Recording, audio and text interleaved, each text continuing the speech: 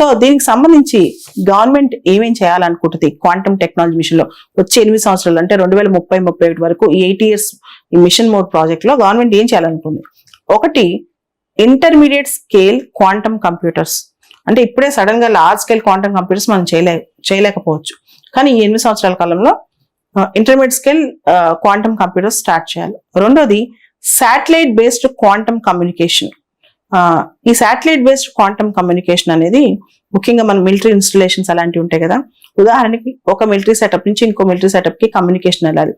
అది ఇంటర్సెప్ట్ అవ్వకుండా, ఎవ్వరు దాన్ని లీక్ చేసుకోకుండా, ఎక్కడ లీక్ అవ్వకుండా ఎన్క్రిప్షన్ రూపంలో వెళ్ళాలి.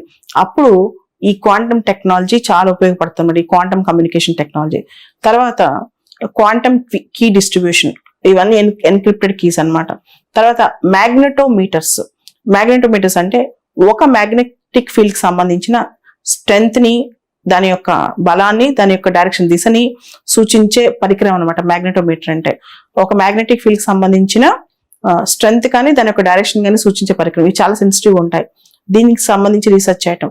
అటామిక్ క్లాక్, నార్మల్ క్లాక్ అంటే అటామిక్ క్లాక్ చాలా అక్యురేట్ గా, ఇది కూడా చాలా సెన్సిటివ్ పరికరం అనమాట.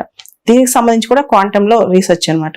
తర్వాత quantum materials design and synthesis, ఉదాహరణకి superconductors, semiconductors, quantum అంటే సబ్ అటామిక్ లెవెల్లో మెటీరియల్స్ డిజైనింగ్ అండ్ సింథసిస్ అనమాట. తర్వాత ఫోటాన్ డిటెక్టర్స్,